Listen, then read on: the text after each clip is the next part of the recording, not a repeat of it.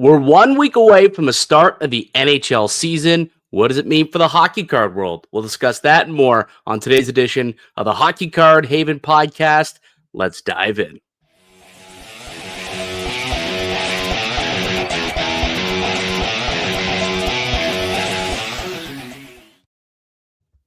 Hello and welcome. This is episode 51 of the Hockey Card Haven podcast, a weekly show diving deep into the world of hockey card collecting, flipping, and investing. Just a reminder, this podcast is free and available on Spotify and now also available on Apple Podcasts as well, and YouTube for you on-the-go listeners. But yeah, we're now on Apple. We for weeks, months, almost a year. We talked about trying to get onto Apple Podcast, and we finally got around to it. So, I've had a couple people come up to me in the last couple of weeks and say, "Thank you for finally getting on Apple. Now I can actually listen to the podcast on a regular basis."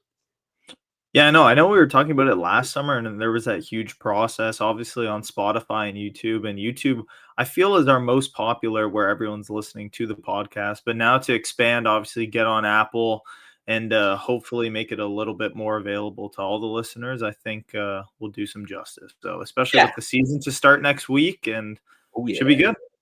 Hell yeah. No, I'm excited. Mike Distefano, by the way, host of the show. Anthony Santini, my co-host, and you mentioned it. We're 1 week away from the start of the NHL season, and could you be more excited? It's been a long layoff. It's been a very long layoff, and there's so much difference and newness to this season. There's so much intrigue into the year with McDavid not having his contract, with Marner being in a different city. Kaprizov's got his deal. We'll talk about that in just a moment, and our overall thoughts on his hobby market. But I feel like there's just so much uncertainty going into this year, and Florida, as defending champs, now without their captain for the season. No Alex Barkov, Sasha Alexander Barkov, whatever you want to call him. With him out, it's like, man, things are up for grabs again in the NHL, in the East at least. Yeah, like you said, I mean, my eyes are going to be planted on the Atlantic Division for sure. That division is way up in the air. I was talking to Eric, obviously, always talking hockey with him, and we talked about pretty much not ruling out anyone in that division. I mean, besides the Buffalo Sabres, obviously, anyone in that division could go up and grab it. You never know, especially like you said, with Barkov's injury. And relating to the hype of the NHL starting just next week, I was out on Monday night watching the Monday Nighter with my buddies. We were at this bar where all around there was televisions of all the games that was going on. And I found myself, even though there was a doubleheader NFL, just slowly drifting to the Bruins game. Looking to the other TV, there was a Detroit Red Wings preseason game. And I almost had to catch myself and say, why am I not watching the football game? I'm seriously watching Axel Sandin Pellikka. This guy might not even play this year, but I have my eyes on him. I have no idea why I wanted to watch all the preseason games. I watch a lot of Leafs preseason games. I don't know if you've been able to keep up with that, but you said, a lot of parity that's going to be happening in that Atlantic Division. Matias Maccelli, the guy to look out for. Anthony Stolar is a guy that the Leafs just locked up. What a deal. I mean, it's going to be a really good year. Yeah, it's going to be a fun season of hockey, and we're looking forward to it. And obviously, the on-ice product impacts the off-ice product, a.k.a. the hockey card world. And it's, that's the love of it, right? It's the fact that it's a stock market, a roller coaster, and it kind of, the ebbs and flows go with what's happening on the ice. And, we're obviously really excited for that. So we got a few things we want to get into on the show today. I was at the Vancouver VanCity Card Show, so I was out there. So we'll talk a little bit about that and how it compares to the Toronto Expo. We know we got the Montreal Expo coming up this weekend. You've been there before, so you've got some kind of tips and tricks for anyone attending the Montreal Expo this weekend. The Series One Young Guns list has been revealed. The design of the card has been revealed, and I'm not a fan of these, Anthony. I'm not gonna lie to you.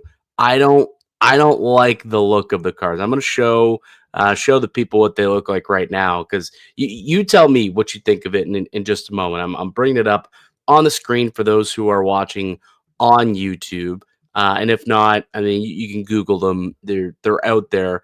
But this is kind of the design of the cards of what we're looking at right now.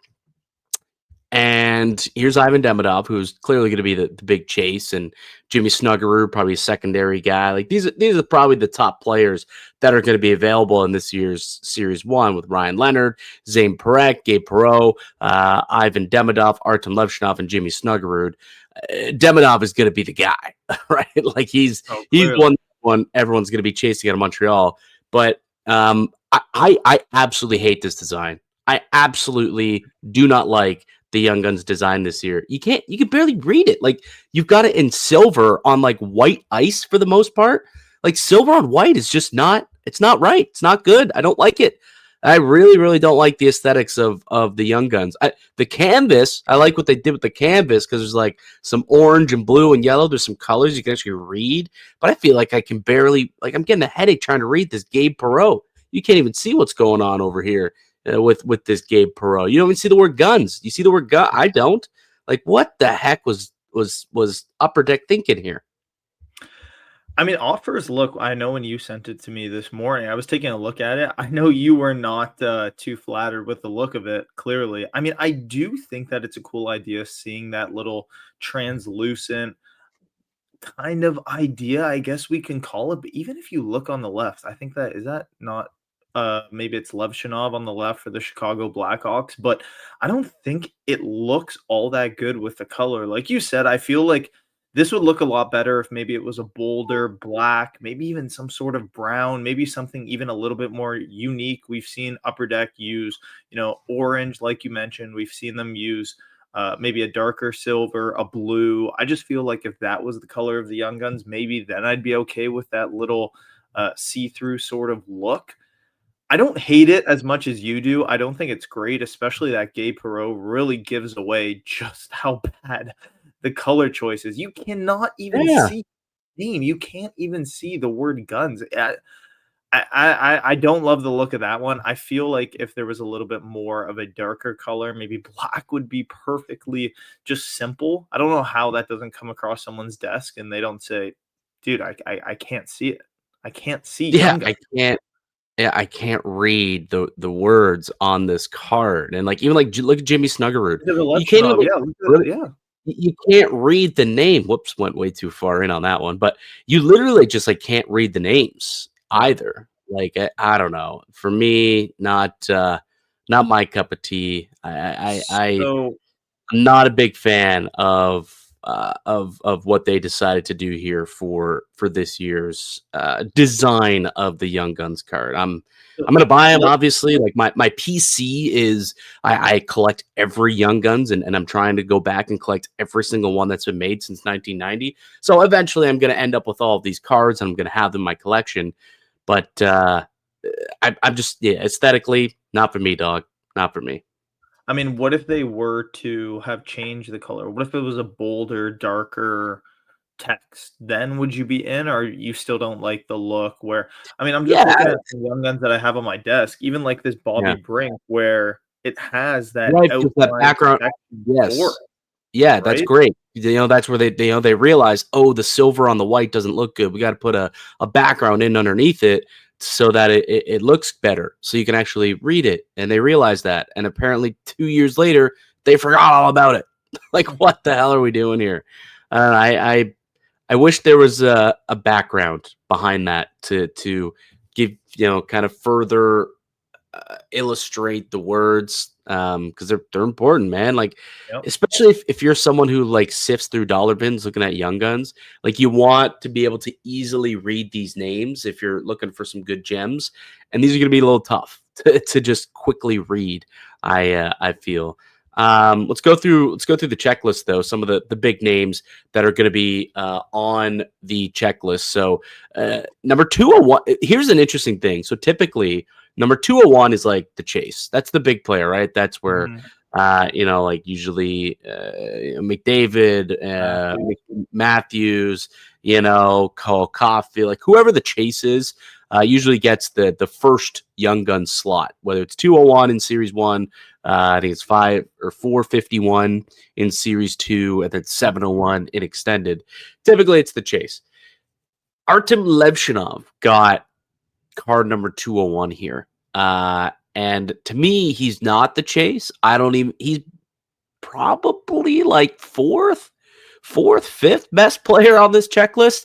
Like for me, if I'm curating a top five, I'm probably going Ivan Demidov as the top chase, followed by Jimmy Snuggerud, and maybe Ryan Leonard and Zane Perek. I think I would put ahead of Artem Levshinov as a defenseman. I might even have Perek over Leonard. Like that's pretty close, which puts him at number five for me, which I find very interesting. It's a little inside baseball, I guess, to notice that, but Levshinov at 201 is a very interesting choice.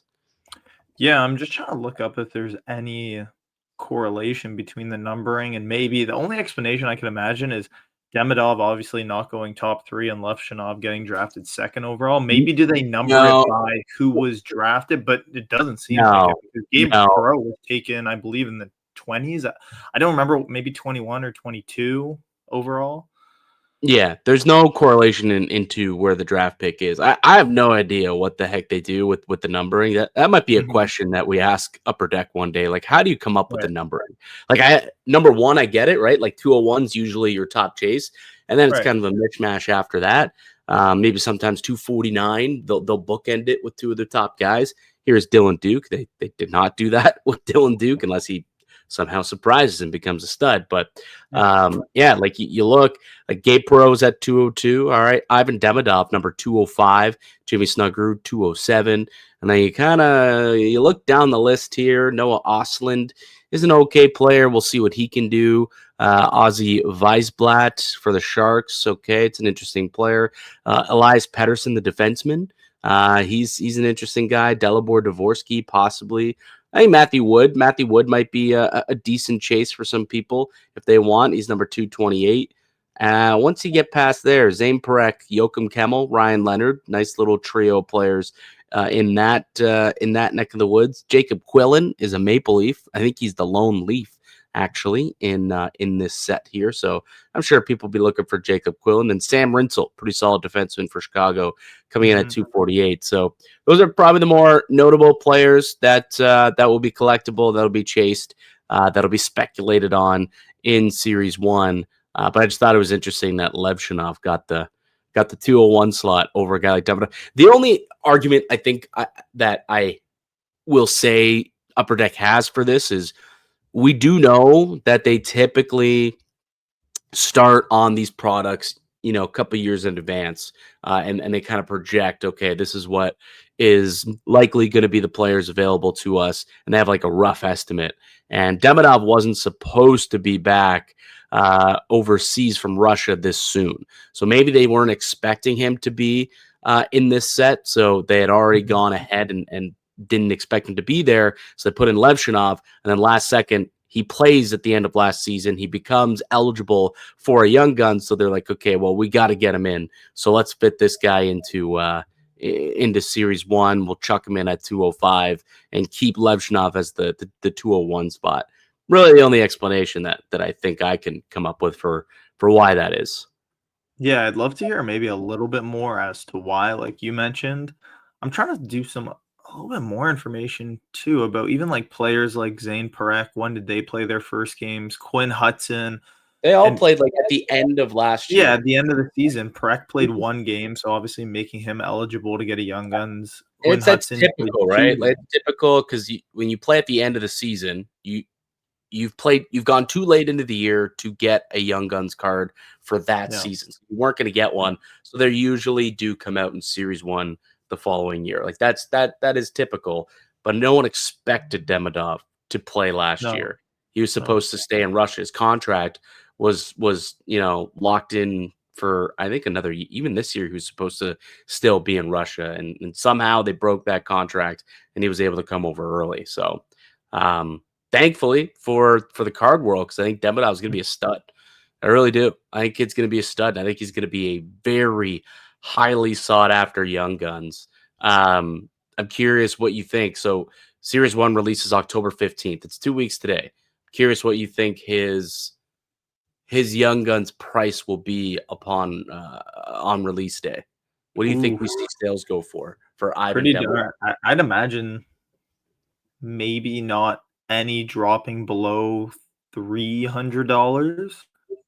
I I think was at 250. I was at yeah, 250. so I think that $250, $300 range, I don't know if you mentioned what the price of a hobby box is gonna go for, but I would imagine if the hobby boxes are gonna go for around 180 to 190, maybe, Yeah, usually like 250 is pretty safe. 160, 170, 180, depending on where your LCS is. These are Canadian prices, by the way. We always speak in Canadian pricing when we're on this podcast because we're Canadian. That's what we deal Mhm. with.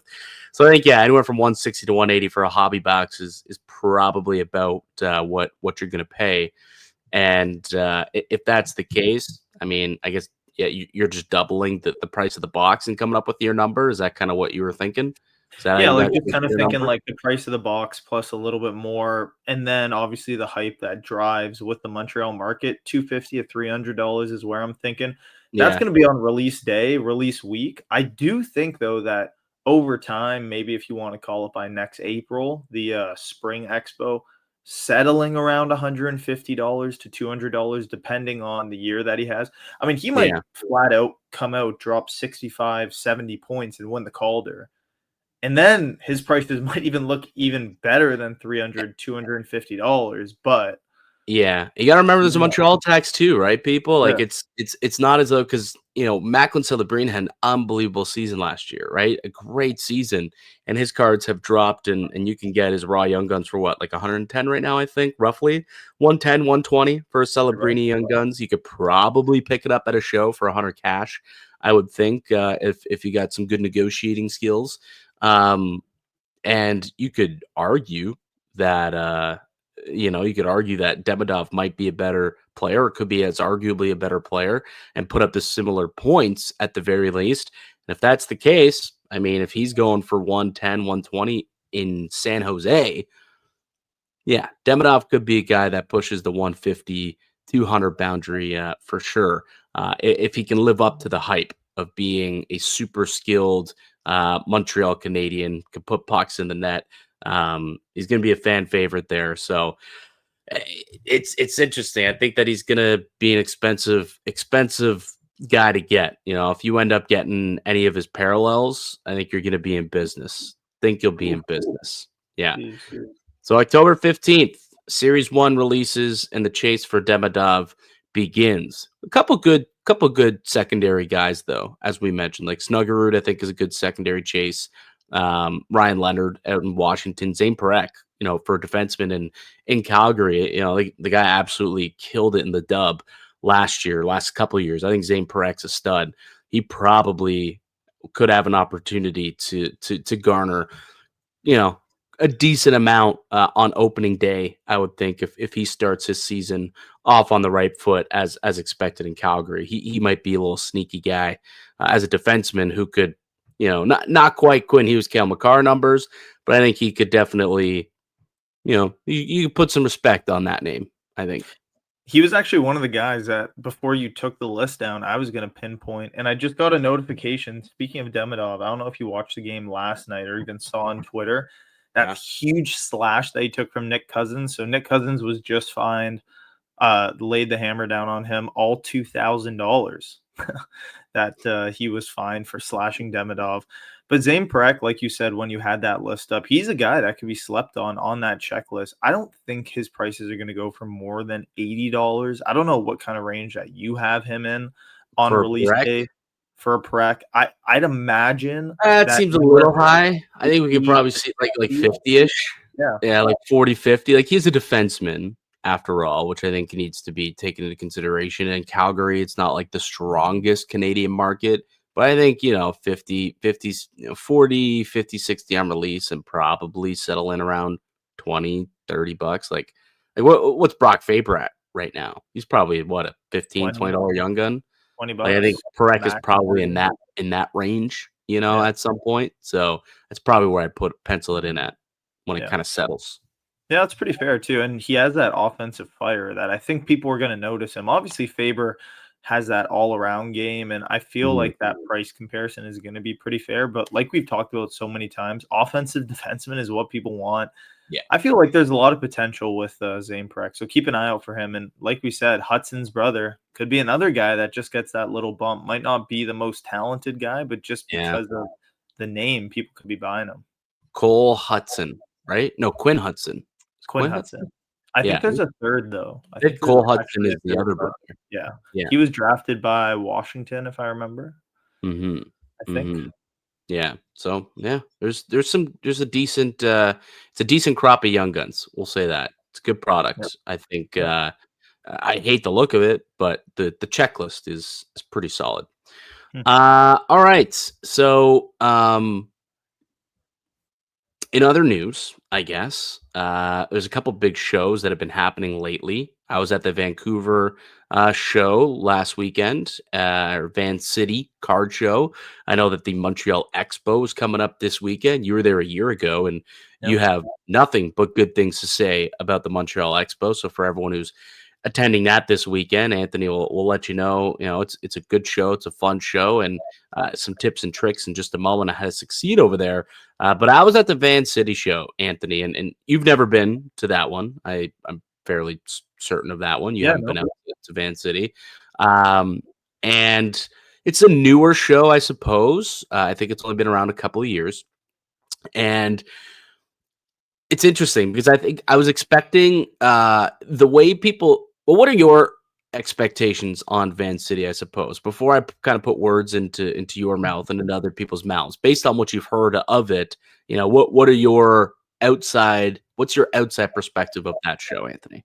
So from what I saw, I mean, a lot of photos, a lot of people traveling to go to Vancouver. I know that it kind of worked out perfectly for you to go, and you were super fired up when you Yeah. actually attended. So you went what, the Saturday, I believe, or the Sunday? Yes, the Saturday. The Saturday. Okay, so that's kind of like one of those hot days, I'd imagine. I Mhm. mean, I saw online, I saw Slab Sharks post.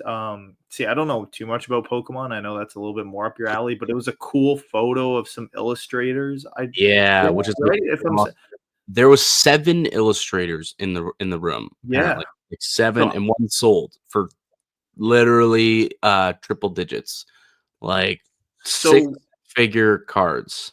I don't know too much about Pokemon. Obviously, I've mentioned it. I'd imagine it was pretty popular at the show, but what is that Yeah. in like hockey terms for there to be 7 illustrators? Like if we were to compare that to maybe something like that happening in the hockey market, is it even possible?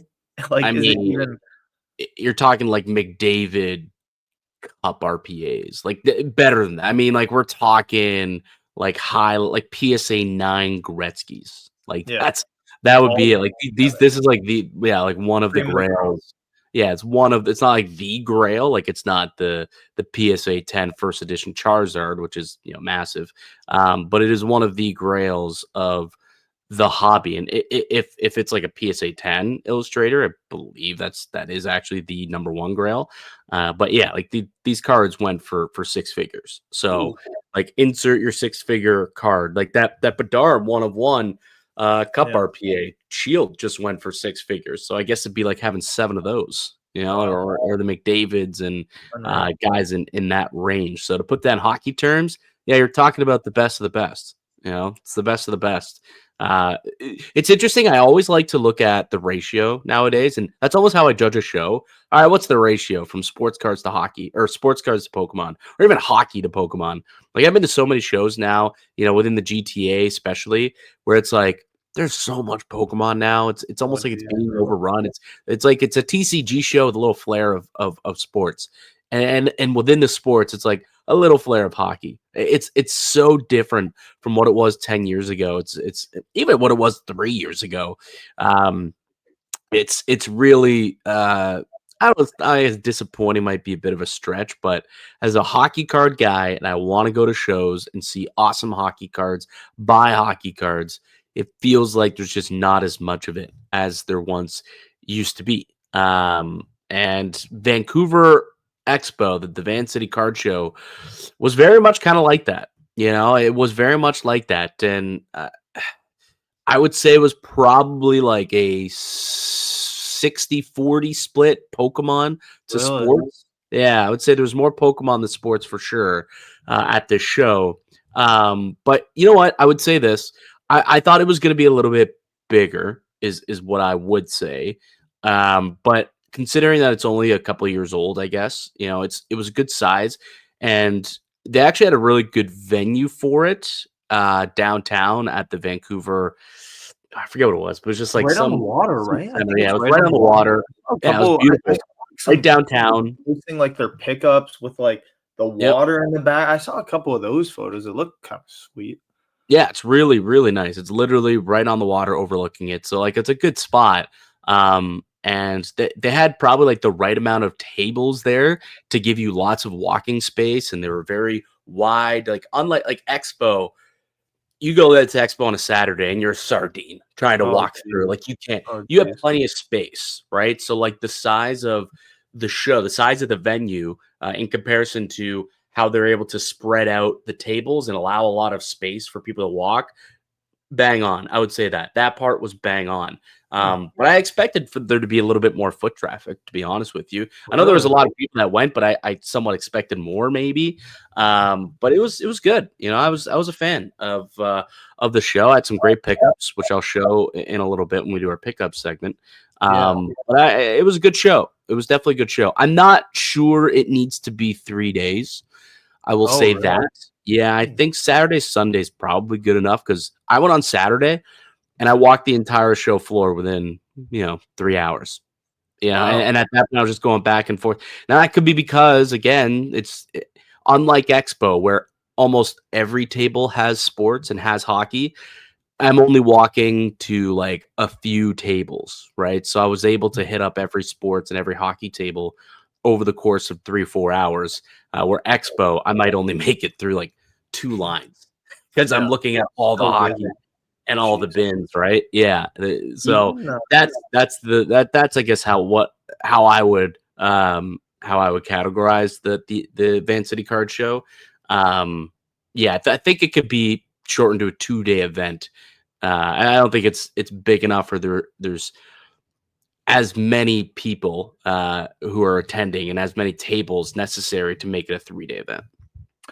even like you mentioned 40% being hockey. Obviously, you were going there for hockey. I know you do collect Pokemon a little bit. I mean, I don't collect Pokemon at all, so you have a Eh, little bit more of an eye for it. more, But more of you'll buy branding, a I would say. Pokemon card if it's there for a deal, right? Well, yeah, I mean, I'll buy anything Yeah, if I can make a buck off it, especially in Pokemon. Like I don't have attachment to any of my Pokemon stuff, so like right. that's the I will buy and flip Pokemon to feed my hockey card Hockey. passion. You know what I So mean? Like I'll make $20 on a Pokemon card so that I don't feel bad about spending an extra $20 on a card that I like for hockey. my hockey card collection. You know? Fair. I mean, did you find that there was a lot of like Vancouver Canucks players? I know in Toronto, the price and the Toronto tax when you go to the Expo, and I'm gonna get into it in a second, the Montreal tax when you go to Montreal. Was it Yeah. that crazy when you went to the Vancouver show? Because I didn't mention in Chicago, there was a little bit of a tax on the Chicago players as well. Yeah, it would make sense that there would be there. You know what's funny? No.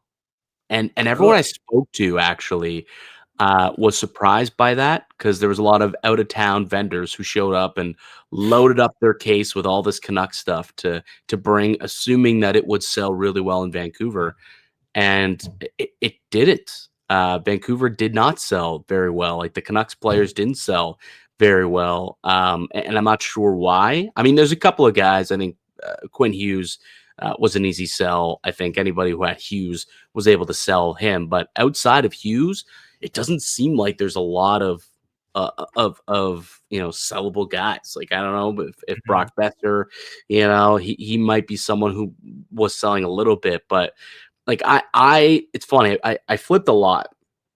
I bought a lot of Canucks stuff when I first got there. Someone was looking to just unload all of their Canucks things, and no one at the tables. I guess he went to a couple tables was looking to buy it. So I was like, okay, I'll buy. There's a couple of cards here that I would like for my PC. Like I grew up a Canucks fan. I grew up a big fan of the Sedins, of Luongo, of Trevor Linden, of like that era. and there was a couple cards in there that were nice that I liked, Bo Horvat and whatnot. So I bought it thinking, okay, I'll keep a couple of these for my PC and then try and move some of the rest of the stuff, or maybe try and sell some of these on Whatnot for those who were big fans through the heyday when they were making those runs in the Western Conference 15 years ago. Um, but no one was interested in buying that lot. And I did eventually, find someone who did want it for their Whatnot streams. Funny enough, but yeah, like everyone who I went up to, they're like, "Yeah, Vancouver's not selling well." Like, I don't know what it is, but it seemed like the Canucks just weren't sellers. Like the guys from the heyday from 15 years ago, the Sedins, the Burrows, the Kesslers, no one's looking to buy those. Like all the kids want, Quinn Hughes right now, right? And Pedersen's, in a funk situation, so no one's buying Pedersen. And there's no one else that really is, investable in Vancouver either. So it's a bit of a weird situation, I guess. But yeah, the Canucks cards did not sell very well from what I gathered speaking to people at the Expo. Wow. It's kind of surprising too, because we're so used to it in Toronto. When you go up to a table, you see nice Toronto Maple Leafs cards, you got to pay that tax. It's pretty It's a crazy good that in team though. It's a Vancouver. good team with it's a good team with good players that are Oh, investable. Like at the end of the day, hype drives the hobby. There's a lot of hype on these Leafs players, whether it's Nylander, whether it's Matthews, whether it's Nyes. You look at Chicago. I mean, they obviously with Kane and Taves and those guys winning championships, there's going to be a lot of love for those guys all the time. But like, there's hype behind Connor Bedard, so people are buying Connor Bedard. There's hype behind Frank Nazar, who hit the hat trick and hit the 6-7. There's hype around those guys right now. There's hype, around Cole Caulfield and Slavkovsky and Nick Suzuki because they're good players in Montreal. They just made the playoffs. Vancouver, they're just not in the same spot. There's no hype on that team outside of Quinn Hughes. I think that's no. the biggest reason why you didn't see them selling very well at the VanCity Card Show. That's just my experience from speaking to dealers and trying to offload, Canucks cards myself. There wasn't much interest in them. I'll say that. Yeah. Montreal Expo though, you're going to be you're not going this year, correct? Are you going? I won't be there. I wish I could go. I went last year in the spring. It was such a good time. Obviously, great venue. It's on a little bit of like a soccer field, kind of Yeah. like the 360 comic and collectible show that I went to the last weekend. So So easy on the feet. Low yeah. key, one of Oh, the things that I didn't even expect. So easy to walk on the feet. That was one thing that I remember from the show for sure. yeah. You got any tips and tricks for those attending? I mean, I do think the number one thing that if you are going, you also want to enjoy. If you're traveling from Toronto, kind of talked about it at the National too, you want to enjoy a little bit of the atmosphere of the city outside of the show too. And I Mm. feel like the biggest tip, I don't have too many tips for food. And I know everyone had a lot to say about my food opinion when it came to Chicago. Poutine place I didn't like there. Don't even want to bring up the name. I don't want to send anyone there. But I do think that everyone going needs to attend Casino de Montreal. And I feel like that's the name in English. There's like another name in French or something. Yeah. But if you go here, it is the place to be. Unless you're downtown Montreal, it's like a nightclub in there. There's a casino. There's a buffet. There is everything you need in there. If it's Friday or Saturday, and you have nothing to do, you don't want to go downtown, you don't want to go for dinner, just go to the casino. There's so much going on there. Have you never been to Fallsview on a Friday, Saturday? Oh, this is I went to Brock University. I was at Fallsview every weekend, probably That's what on I both mean. Fridays and Saturdays. Well, I'm This saying Fallsview casino, had all of that stuff too. It's like oh every no, casino has all of that. You're no, saying no, like no, a no, no, different no, no. level. Unless you've Mm. been, if you know, you know. It's like a All right. 5 floor, maybe 6 floor casino. On each floor, there's like bars, dance floors, different tables. You could take this big elevator up. They're giving food out, free popcorn, sports bar. It is, I mean, I've never been inside a Vegas casino. I haven't gone Mm. yet. I went when I was really young. I was like 7 years old, so I couldn't have any of the extracurricular fun. This was the best casino that I've personally ever been to. And if someone's gone before, I'd imagine that they'd say this is the king get daddy topper compared to Fallsview. It's All right. unbelievable. All Unbelievable. right. All right. Check the casino while you're there as well. But should be a fun show. It typically is. The guys who run the expos, Mikey and the boys, they're buttes, and it's definitely going to be a great show as per usual. And then we're only like what 5 weeks away from Toronto Expo. Like we're Maybe less. it's Oh yeah, October now. yeah, Like right. next month, man. Like November next 7th. month. Yeah, we're ready to go. So it's coming quick. It's coming quick. All right, let's get to some news around the NHL, which has led to some big things happening. Kirill Kaprizov signs a deal in Minnesota, $17 million per season. It's an eight-year contract that gives him $136 million for Kirill Kaprizov. Kirill the Thrill. First of all, what did you make of that deal? And Kirill Kaprizov's hobby market is starting to really, really explode, and I'm curious if it has something to do with this contract or if he was just severely underpriced for a while. But his PSA 10 is up 50% month to month, Oh right in yeah. the last 30 days. 50%. We're talking sales of $180-ish on September 1st. Today, there's a sale for $270. That is a 50% increase on Kirill Kaprizov. And if I'm not mistaken, next to Connor Bedard, he does have the second highest, maybe third, actually. Maybe Jack Hughes is ahead of him, but he's top three in terms Oh, of PSA 10 population. And for it to be to be doubling in a month is quite wild. Pardon the I pun. mean, initially, when I saw the notification, I wasn't too surprised that they got a deal done. I remember 2 weeks ago, the report came He out turned that it down was all set. 16 million and he's like, "Nah, I don't think so. Yeah. That's not gonna make it done. Let me know when you can toss on an extra schmil on that deal per season." And they actually did it. Insanity. I might be on the side, and I don't know how I know we haven't talked about it yet, but I personally think that this isn't the worst deal in the world. I do think that the only people that don't like this deal are the owners. I think the players are going to love it. Oh yeah. Obviously, pushing the envelope even higher for more players to go out and get money. I think that Connor McDavid now, that bar is going to be set at 17 million. There's just no way Mhm. that he'll take any less. I do think though, for a player like Kirill Kaprizov's caliber, is he worth $17 million? No, I don't think so.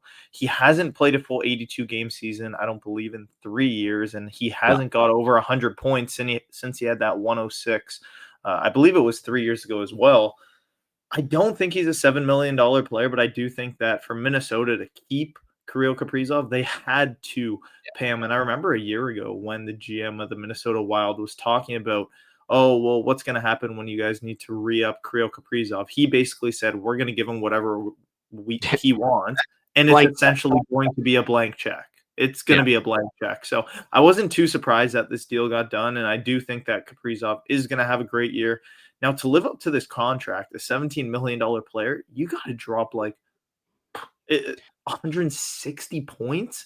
100, Wow. it's just never going to happen. I don't think that there's a way that this numerical value is going to reflect on the ice. It's going to be near impossible, but obviously, like listening to some of the sports broadcasts too, they said there needs to be context when you talk about this contract. So, For sure, for sure. Like there's a tax that Minnesota had to pay to retain the player. The problem for me is like it's 8 years. He's already was he 29? Like it's gonna take him until he's 37 years old. And or maybe 28. I think he's 28. It's gonna take him until he's 37 years old. Like he probably only has 3 or 4 more years of prime hockey, and yeah, then you're paying 17 million for 3 or 4 years of like decline. And yeah. that's where I'm like, man, he's barely worth the 17 right now in his prime. That 17 million 3 or 4 years from now is gonna be a tough number to look at if you're the Minnesota Wild and Kirill Kaprizov.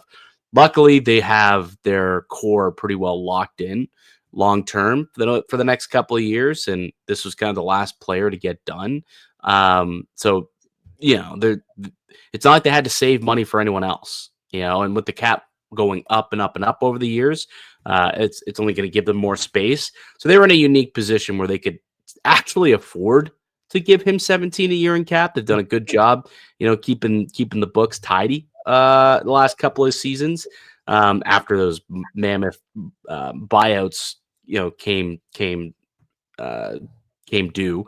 But yeah, it's just a big number. It's a big, big number. But the hobby conversation I wanted to have, and it's interesting because that sale today maybe proves my point a little bit.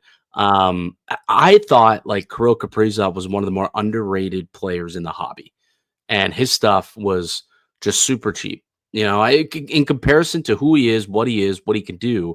I thought that his market was undervalued. Like you could buy a Kirill Kaprizov raw young gun for like $60.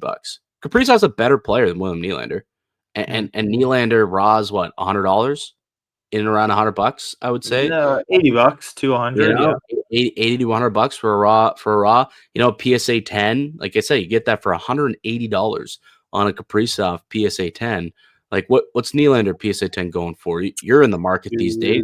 280, almost 280? at 300. Yeah. By the way, there was one that Yeah. sold for 315. By the way, but still 280, 300 again. Kaprizov, much better, a better player than him. Now that sale of today of 270 does maybe speak to the rest of the hobby realizing maybe this guy's got something. Right? Maybe there's a little more to this Kirill Kaprizov cat.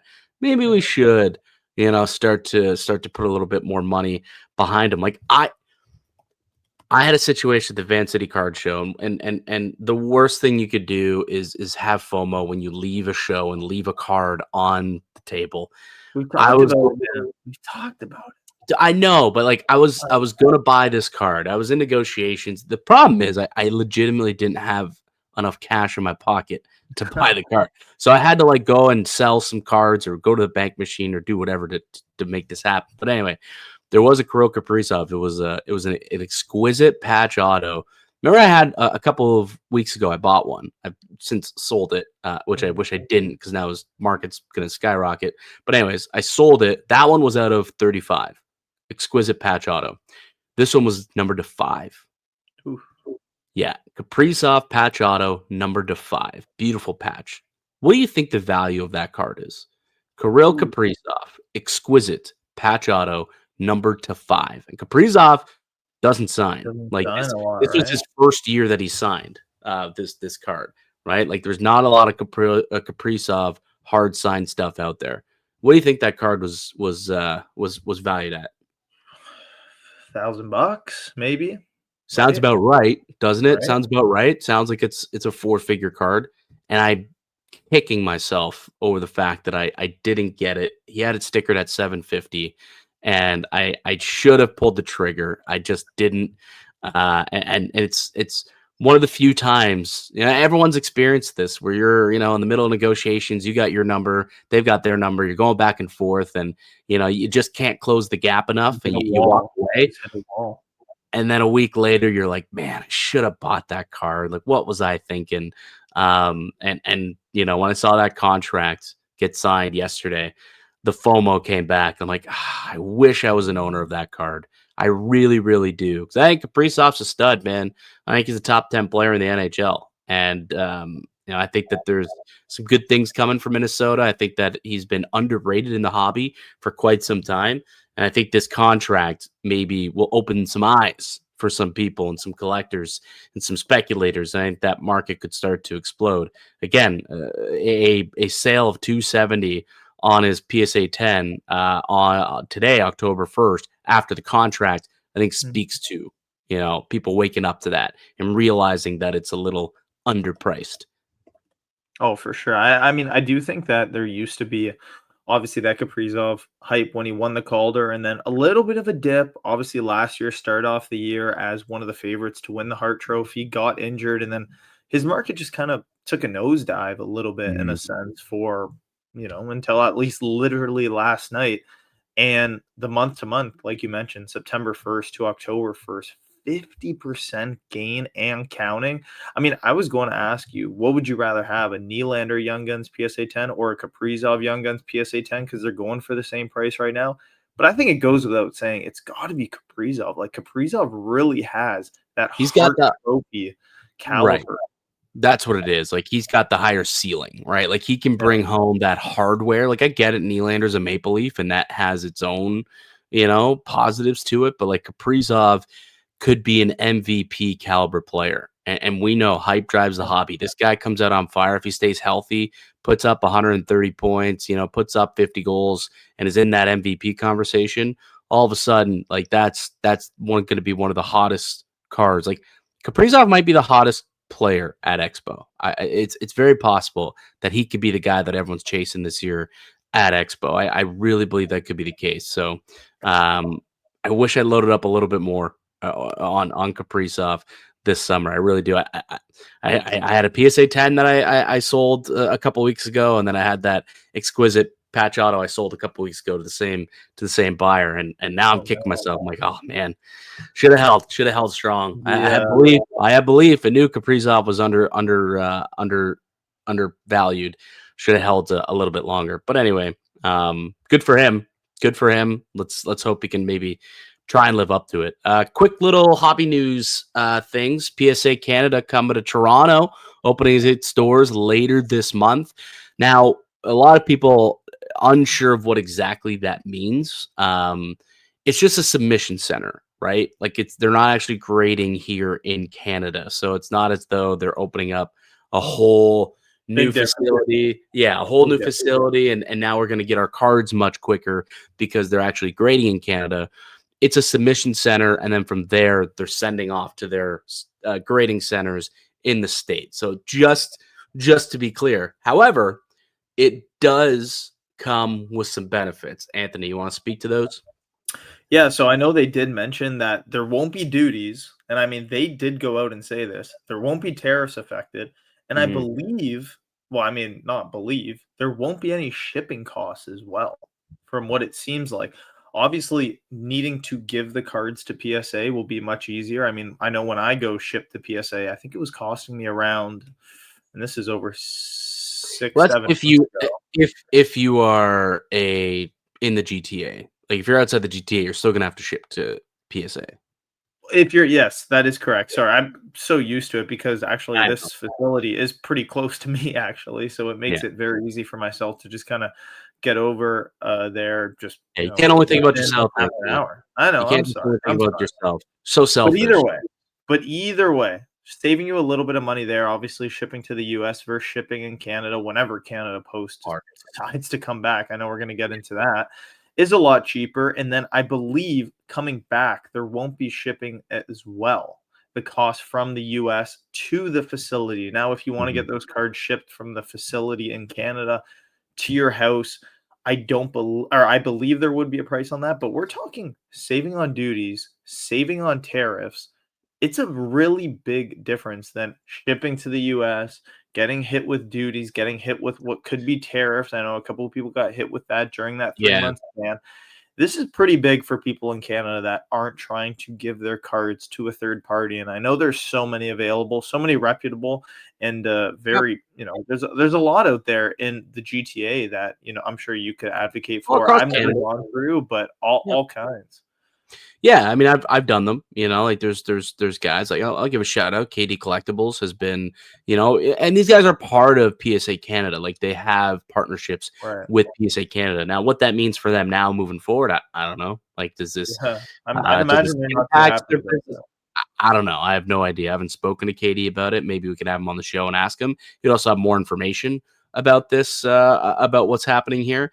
But yeah, I think it's either way. It's good. It's a good thing, regardless for hobbyists in Canada to have a submission center for PSA be here in Canada. And they're going to be at Expo too, so you can ask them even more questions. Remember, you're going to be able to get some cards slabbed at Expo. It's a little more expensive to get it done at the show. But sometimes if you don't trust the shipping process, you don't want to wait.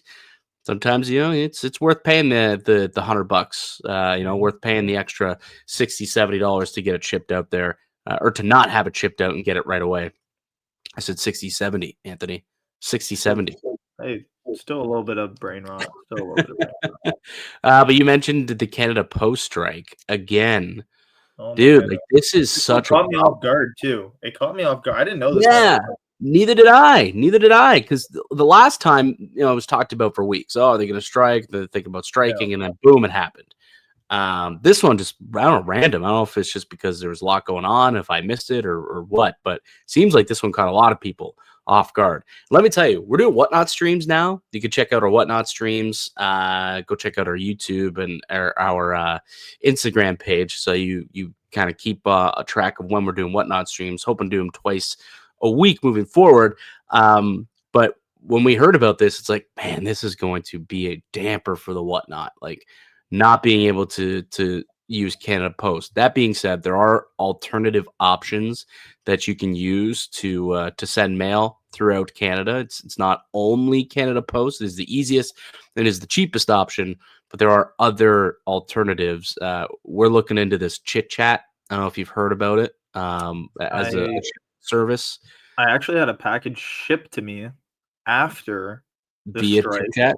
Yeah. and it was quick. I didn't ship it Yeah. out, but it was shipped to me, and I've never heard of it. And the guy that I bought a card off of was like, "Oh, I've used it before during the Yeah. strike. It's great. Should be Right. there in a couple days." And I was really surprised when it came to my Yep. mailbox. I think it was like 2 days later. So I would definitely Perfect. do a little bit more research if you are looking to ship out some cards, because I think it's a good option. Yeah, yeah, no, it is an option, and we're going to try it. So I guess I'll let you know in the next couple of weeks. I think Dude. Friday, I'll be sending out some stuff on Friday, and I'll let you know how long it takes for them to get there. So Nice. hopefully we'll have an update by next week's show. But it's, man, it sucks that Canada Post going on strike again. It's impacting the hobby. They're so selfish. They don't think of us hobbyists, us people who need to send our cards away. Yep. Like, jeez. And it's so, I mean, it's not just us, man. Like, it's your mail. It's your daily mail that is no longer getting sent around. It's Yep. unfortunate. And what this could even do for the backlog, like we saw before, there was, Canada Post had to catch up. Took them months to catch up. Stuff got lost and was Could never be found. Right. could be So more. there could be some ramifications here, man, from Canada Post striking again. So just, something to think about for people. If you're shipping out your cards or looking to buy stuff, it's gonna be a little tougher for the duration of this strike. Hopefully, it is not a very, very long one. All right, Anthony. We gotta close it up pretty soon, but I did want to show some pickups that we've made over the course of the last week or so. You want to show off some pickups that you grabbed, and I'll grab the Yeah. stuff I took home from VanCity. Let's do it. All All right. right. So yeah, I always like to show a couple of my favorite pickups and why. So pick this up at the 360 comic and collectibles show this past weekend. Jason Robertson, actually traded for him in one of my fantasy hockey leagues, one of my bigger leagues, bigger buy-in keeper league. And I'm gonna be high on Jason Robertson on his high end stuff. So future watch, I might pass on Young Guns, but it is a contract year for him. I think he could have a really big year, maybe back to that 100-point season. We'll see, but I definitely want to see him drop over 80 points. So we'll have this at Expo, but hopefully I could hold it even longer because his prices will keep shooting up. I don't know if I showed you this one, but I scooped this one up at the what's the name of it? The GTA card show with a little upper deck laundry tag. So this is out of 4 McKinnon. I saw this and I instantly knew I had to buy it. Picked it up for, I think I traded for. I don't actually remember, but I remember it was fair enough where I thought it was enough to have at the Expo booth. So super fired up to have this. I thought that patch was super unique. I've never seen anything like that. So No, I just really happy with that. Pick this up. Connor McDavid. Everyone wants to know what he's going to do with his contract. Rookie materials. Cheap, simple rookie. People love to have game use stuff. Three by 17.5. That's my guess. 3 by Really, 17.5. Yeah, that's my guess. I think it's possible. I don't think it's going to be long term. If it's going to come in, I don't think it's going to be long term. But actually, this is event use, by the way. Sorry. I think he's going to be a Toronto Maple Leaf, but I think we can get into that next week. And then my last pickup, always high on this guy, Toronto Maple Leaf, my boy, Willie Nylander. Picked this one up this weekend at the 360 card show, and I think his stuff's going to keep climbing. So big year for Willie when he joins Matthews on the first Nice. line, and they I love it. load it up. I'm trying to see. But it's possible that I left my biggest pickup from the card show from VanCity No. in my other case that I did not bring down with me. But anyways, couple of big pickups here. I grabbed a. I always forget that I have to get rid of this stupid background thing whenever I'm trying to do this with you guys. Show what's going on here. All right, there we go. There we go. So I picked up.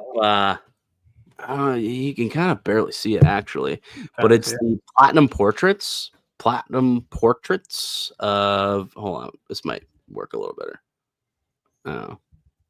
Oh, you could see it. It's kind of hard to see either way.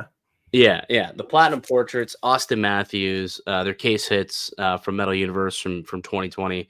Like these were at one point very highly sought after cards. Got it into PSA 9 at a decent price. Yeah, some people are down on Matthews. I'm like, I'll still pick up Matthews, you know. So I was able to pick that up, and this is a really cool one actually. This is a Pinnacle certified gold team, Wayne Gretzky, numbered. It's out of 300. So 90s numbered stuff is like gold right now, and Gretzky is also gold, and it's one of him in a Rangers jersey, which I don't see often. I just don't see him in a Rangers jersey quite often. So I thought that was pretty cool to pick up a Wayner numbered, from the 90s. Thought it was a pretty sick one. And then I opened up a box of Stature. And this was the big hit that I got in Stature. Jesper Wallstedt, rookie auto, number to 199 of Jesper Wallstedt. And then I got a really cool. I don't think I have it cased yet, but I did pick this up. Now I'm gonna cover this up. Okay, bam. Ovechkin, Stature, gold. This was also in the box. Beautiful card. I love the card. It's numbered. What do you think it's numbered to? 10 golds to 10, no? Would make sense, right? Would make sense. 50. It's numbered to 50. I was so upset. I thought when I saw it, I was like, ooh, gold. Oh, is this going to be out of 10? I saw Ovechkin, gold. Like, oh my God, I got Ovechkin to 10. And it was out of 50. Now it's the bookend, which is kind of cool. But out of 50, I was like, dang, come on now. Really?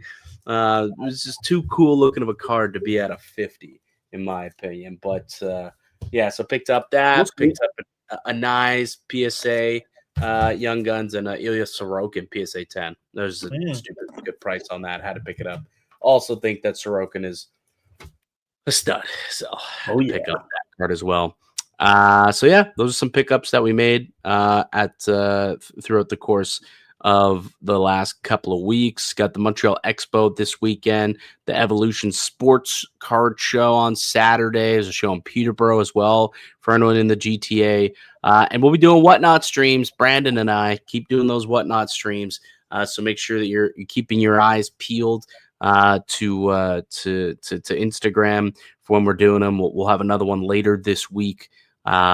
Doing all cards, not just hockey. We got football, baseball, basketball, mainly hockey, but a little bit of everything. Pokemon, we do have if that tickles your fancy, but mainly a hockey show. It's a lot of fun. We just get in there, literally talk hockey for like 3 hours. Just talk hockey, show off some cards, sell some cards, do some auctions. It's a good time.